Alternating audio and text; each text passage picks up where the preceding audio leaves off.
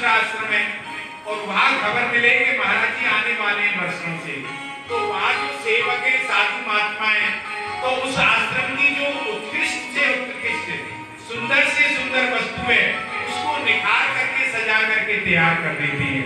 किसी बाग का मालिक जाए उस बाग का जो माली है सेवक है, सुंदर से सुंदर जो बाग के फल है उसमें झाड़ पोंछ के उसे तैयार कर देते हैं, तो उसी प्रकार सजा करके रखते हैं।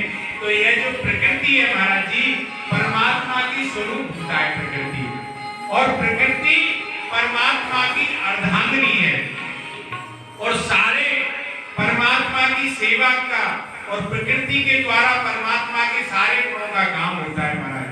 सारा काम प्रकृति भगवान का करती है, प्रकृति ना हो तो बहुत से काम भगवान के अधूरे रह जाएं। यद्यपि ये चीज ध्यान देने वाली है महाराज, मथुरा में ब्रज में जो प्रकृति है वह विशुद्धा प्रकृति है। ब्रजमंडल में भगवान का जो लोक है यह सब अभिभूत हो गया, भगवान का ही धाम है महाराज।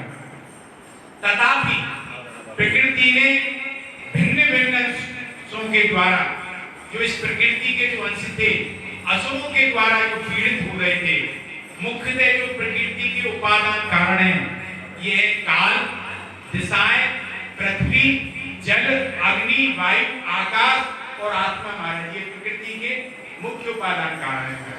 ये सारे राक्षसों के द्वारा पीड़ित हो रहे थे उस समय पर महाराज। क्यों? राक्षसों ने इन्हें पीड़ित कर रखा था महाराज, और ठाकुर जी के अन्य अन्य जो अवतार होते हैं तो उनमें प्रकृति को जब निराकार स्वरूप में वह सौभाग्य प्राप्त नहीं होता। जब भगवान साकार स्वरूप में आते हैं, स्थूल रूप धर के आते हैं, तो इसलिए भगवान का सगुण साकार स्वरूप जो है सभी को सुख देने वाला है, जड़ चेतन सबको सुख देने वाला है।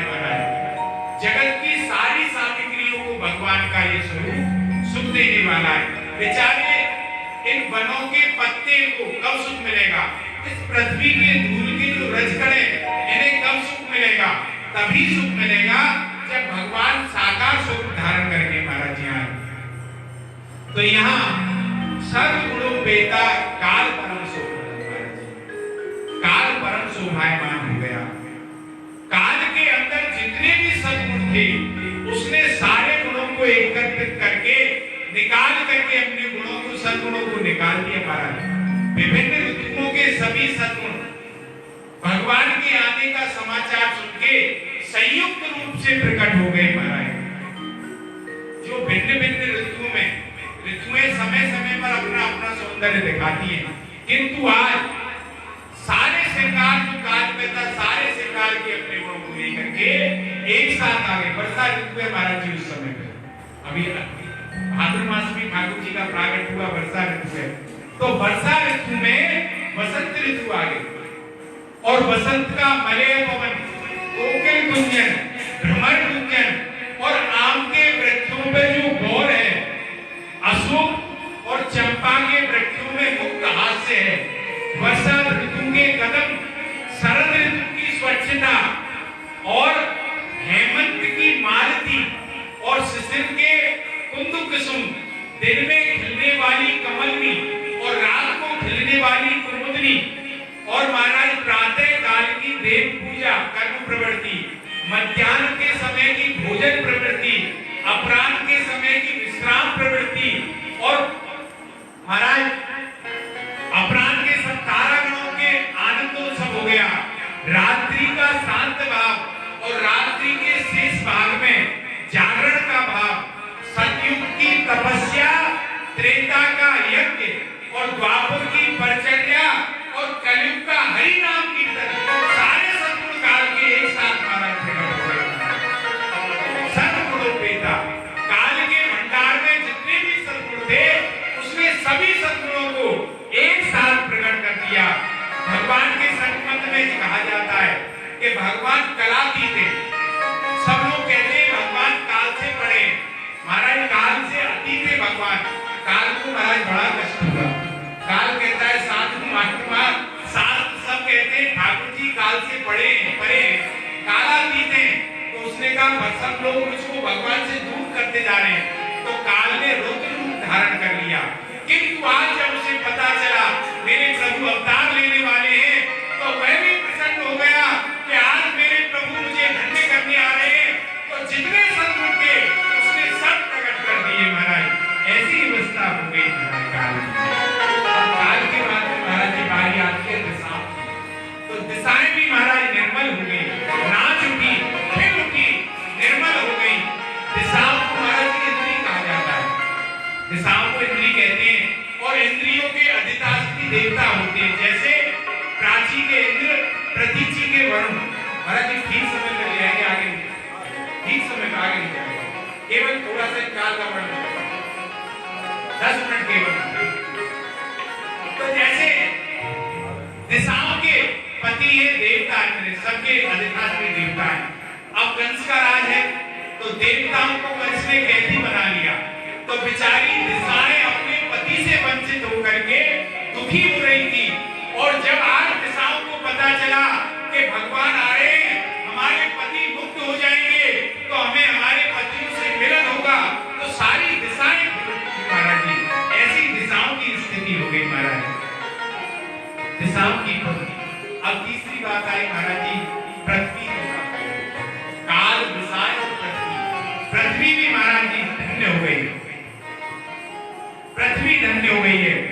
पुराणों में आता है कि भगवान की 2 पत्नियां हैं, एक श्रीदेवी और एक भूदेवी महाराज। श्रीदेवी चंचला है और भूदेवी अचला संपत्ति है महाराज जी। तो ये दोनों पत्नियां हैं। भगवान श्रीदेवी के पास तो वैकुंठ में रहते हैं, किंतु भूदेवी के पास नहीं आए। और भूदेवी अपने पति से वंचित होकर के दुखी हो गई थी, बेचारी अनाथ थी। और दूसरे कंस के राज्य में जो लोग हैं, भूदेवी पत्नी तो है परमात्मा की, किंतु लोग इसके स्वामी बन रहे थे, कहते थे मैं इस भूमि का मालिक हूँ, मैं इस भूमि का स्वामी हूँ। तो वो कह रही थी भूतों में पत्नी परमात्मा की, किंतु ये लोग झूठे मेरे स्वामी बने हुए हैं, तो वह अनाथ हो रही थी महाराज। किंतु उसने जब सुना कि आज मेरे स्वामी आ रहे हैं, तो पृथ्वी की रोमावली खिल उठी और रोम रोम पृथ्वी की कोमल कोमल हरियाली आ गई पृथ्वी पर महाराज जी। सारे श्रृंगार को लेकर के आज पृथ्वी श्रृंगार करके चल रही है महाराज। सारे जो आभूषण है सब खिल उठे हैं। और महाराज जी पृथ्वी के पुत्र का नाम है मंगल। तो आज पृथ्वी मंगल को लेकर के अपने पति देव के स्वागत के लिए अपने मंगल रूपी पुत्र को गोद में लेकर के स्वागत के लिए महाराज जी चल रही है महाराज। इस प्रकार से ठाकुर जी की लीला है। अब बारी आई जल की महाराज, जल भी निर्मल हो गया, सारी नदियां खिल उठी। नदियां कहती है गंगा जी से कि गंगा जी आपने हमारे पिता के तो दर्शन कर लिए, सारे नदियों का उद्गम पर्वतों से है, किंतु आपने हमको अपने पिता के दर्शन नहीं कराए। क्यों? गंगा जी का उद्गम ठाकुर जी के चरण से है। तो आज गंगा जी ने कहा तुम धन्य हो जाओगे, आज हमारे पिता आने वाले हैं। तो नदियां भी प्रसन्न हुई। और एक भाव नदियों में आया महाराज जी। नदियां कहती है अन्य युगों में तो नहीं जुड़ा, लेकिन इस अवतार में तो हमारा ठाकुर जी से संबंध है। क्यों? हमारी बहन श्री यमुना जी चौथी पटरानी है इनकी, और भगवान जन्म लेते ही यमुना जी के तट पर गए, और यमुना जी के तट पे ही क्रीड़ा की ग्वालों के साथ में यमुना जी के तट पे ही रात रचाया। तो हमारी बहन के पति बनेंगे तो हमारे भी संबंधी हो गए। इसलिए यमुना जी कहती है महाराज कि हमें बड़ा सौभाग्य मिलेगा। तो नदियां भी प्रसन्न है और महाराज जलाशय हृदय भी प्रसन्न है। वो कहते हैं कि हमारे मैल को भी काली हृदय में से नाग को नाथ करेंगे तो हमें भी निर्मल करेंगे। तो जलाशयों का मन निर्मल हो गया। जलाशयों का निर्मल ये कि निर्मल हो जाना, और निर्मल होकर के हृदयों ने अपने हृदय में कमल खिला दिए, और वे कमल रूपी हृदय को लेके हृदय कह रहे हैं कि प्रभु आप हमारे इस कमल रूपी हृदय को लेना और हमारे हृदय की माला बना करके अपने हृदय पर धारण करोगे। तो ऐसा विचार करके महाराज जी जलाशय भी प्रसन्न हो गए। अब वायु खुशी का नंबर आया महाराज जी, तो वायु भी बड़ी प्रसन्न हो गई है। वायु कह रही है मुझे सौभाग्य मिलेगा, और बात तो मैं दुर्गंध का लेकर के चलती हूँ, किंतु आज मैं ठाकुर जी के श्रीअंग की गंध को लेकर के प्रभावित होंगी। वायु का आंधी तूफान थम गया।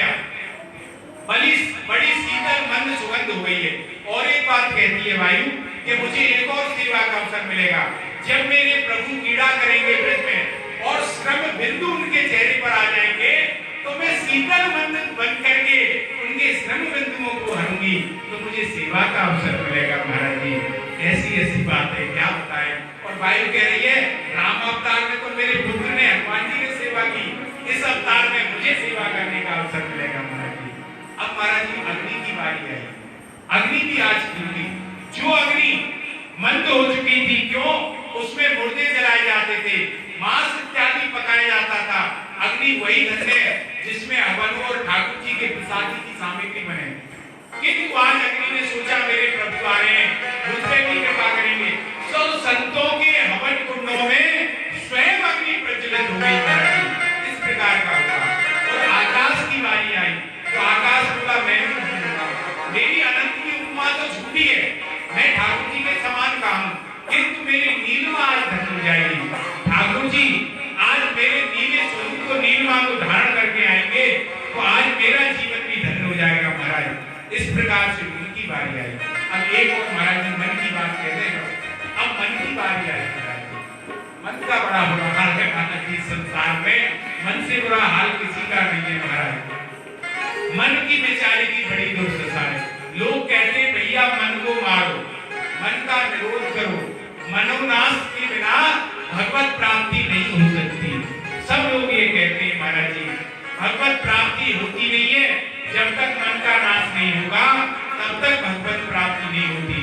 तो मन बेचारा बड़ा दुखी है, अपने नाश की बात सुन करके मन बहुत परेशान है। महाराज जी योगी मन का निरोध करते हैं, मुमुक्षु मन का विषयों को हटाओ ये कहती है, और जिज्ञासु कहती है कि मन का वध करो। महाराज जी और ज्ञानियों ने तो मन का बिल्कुल सत्यानाश ही कर दिया। महाराज मन को मार ही डाला। अब बेचारा मन बड़ा दुखी है, क्यों? सब उसे पीड़ा पीछे पड़े हुए।